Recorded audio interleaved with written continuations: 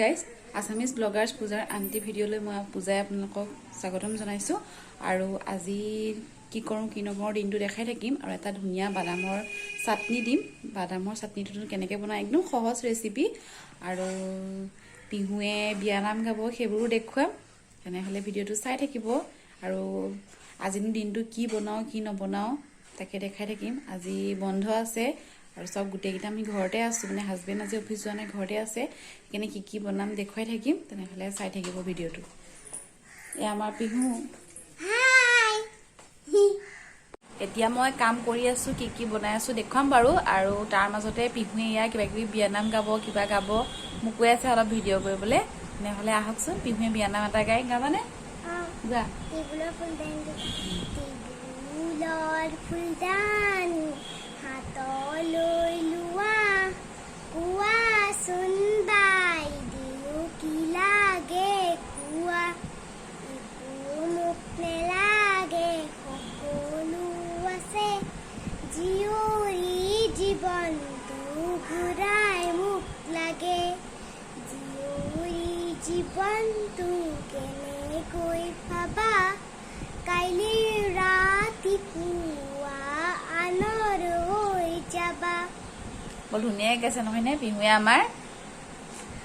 তেনেহ'লে কেনেকুৱা পালে? এটা গান। সন্ধিয়া হৈ আহিব, মাৰ মনত পৰিব, চাউল পানী গোটাই লৈ চৌকাত জুই জ্বলাব, মজিয়াতে ভাত বাঢ়ি মাও বুলি মাতিব, এবাৰকৈ মাতিব, দুবাৰকৈ মাতিব, তিনিবাৰত মাত নাপাই ধুনী কান্দিব, ওচৰতে ভণ্টি বহি বুজাবলৈ ধৰিব, শুনাচোন মা ঐ, পুত্ৰটোলে পুণ্য লয়, কন্যাটোৱে দান লয়, সেই কথাকে ভাবি মা শান্তি আনা মনলৈ।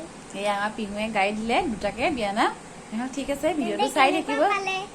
কেনেকুৱা পালে কমেণ্ট কৰি জনাব। আৰু পিহুৱে এতিয়া দেখুৱালে, ঠিক আছে। এতিয়া মই কি বনাইছোঁ কি নাই মই দেখাই থাকিম, আৰু বাদামৰ চাটনিটোও দেখুৱাম বনোৱা।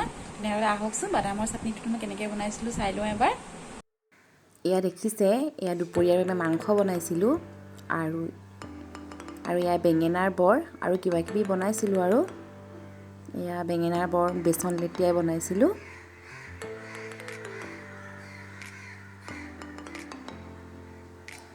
এয়া দেখিছে, বাদামৰ চাটনিৰ কাৰণে বাদামখিনি মই বাকলি গুচাই লৈছিলোঁ, আৰু এখন পেন সেয়া গেছত গৰম কৰিছোঁ, আৰু ইয়াতে মই কেঁচা জলকীয়া কেইটামান ভাজিছোঁ, শুকানকৈ নহৰু দিছোঁ, আৰু অন্য একো ব্যৱহাৰ কৰা নাই। দেখিছেনে, শুকানকৈ তেলত ভাজিব নালাগে, শুকানকৈ ভাজিলে তাৰ গোন্ধটো বৰ ধুনীয়া আহে। এয়া ভাজি আছোঁ, এনেকৈ ভাজিলে বৰ ভাল লাগে গোন্ধটো। বাদামৰ চাটনিৰ বাবে বা অন্য যিকোনো চাটনিতে এনেকৈ শুকানকৈ ভজা জলকীয়া নহৰুটোৰ গোন্ধতেই ভাল লাগে। শুকান যিটো ভজা মানে বহুত ভাল লাগে খাই পেলাই, তেনেকৈ চাটনি বনালে। আৰু এয়া মোৰ নহৰু জলকীয়া ভজাৰ পিছত বাদামখিনি পেষ্ট কৰিব কৈছোঁ, মিক্সিত দিছোঁ। এয়া দেখিছে, বাদামখিনিও দি দিছোঁ। এয়া এতিয়া বাদামখিনি পেষ্ট কৰা হৈ গৈছে, দেখিছে, চাটনিৰ পেষ্ট হৈ গ'ল। আৰু এয়া বাদাম হৈ গ'ল মোৰ, আৰু ইয়াতে অকণমান তেল দি দিছোঁ, নিমখো দি দিছিলোঁ, আৰু ইচ্ছা কৰিলে আপোনালোকে অকণমান নেমু টেঙা চেপি দিব পাৰে। এয়া দেখিছে, হৈ গ'ল মোৰ। এয়া নিমখ পিছত দিছোঁ, নিমখ আগতো দিব পাৰে নাইবা পিছতো দিব পাৰে, মই পিছত দিছিলোঁ নিমখ।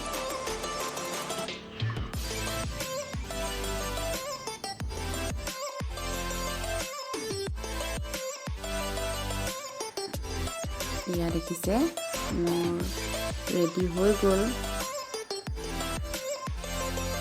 আৰু তাৰ মাজতে আমাৰ ঘৰলৈ দুপৰীয়া আহিলে আলহী, আৰু ভাড়াঘৰৰ কাৰণে দেখিছে আৰু সৰু টেবুলখনতে চলাই দিওঁ, কিয়নো ঘৰ আমাৰ যোৰহাটত। এয়া ভাত খাইছোঁ একেলগে, এওঁলোকে খালে। এয়া আমাৰ আকৌ আগৰ চিনাকিয়ে, আমাৰ ভাড়াঘৰত থকা। এনেকৈ ফুৰিবলৈ অলপ ওলাই গৈছিলোঁ, দেখিছে আমি লামডিং ৰাস্তাত গৈ আছিলোঁ অকণমান ইমান যিহেতু কৰোণা বুলি সোমাই আছোঁ ঘৰতে কিবা আমনি লাগিছে আৰু তাহাঁতিও আমাক খবৰ দিলে অকণমান ওলাই যাব নেকি এনেকৈ অলপ লামডিঙৰ ফালে গৈছিলোঁ আৰু ৰাস্তাতে অকণমান এটা মন্দিৰ পায় শিৱ মন্দিৰ তাহাঁতি সোমাইছিলেগৈ পিহু দেউতাক আৰু আমাৰ চিনাকি কেইজন মোৰ অলপমান দিগদাৰ আছিলে সেইকাৰণে মই যোৱা নাছিলোঁ মন্দিৰত সোমোৱা নাছিলোঁ আৰু এয়া দেখিছে তাৰপাছত আমি আকৌ লামডিঙৰ এই মনোমোহা ৰাস্তাটোত গৈ আছিলোঁ এয়া চাওক ইমান ধুনীয়া এটা পৰিৱেশ বহুত ভাল লাগে তাৰপিছত ঘূৰি আহিছিলোঁ ঘূৰি আহি আমি যেতিয়া আমি ঘৰলৈ আহিছিলোঁ আহোঁতেনো এয়া সেউজীয়া এটা প্ৰাকৃতিক পৰিৱেশ দেখিছিলোঁ পথাৰৰ পৰিৱেশ ভালেই লাগে পথাৰৰ পৰিৱেশ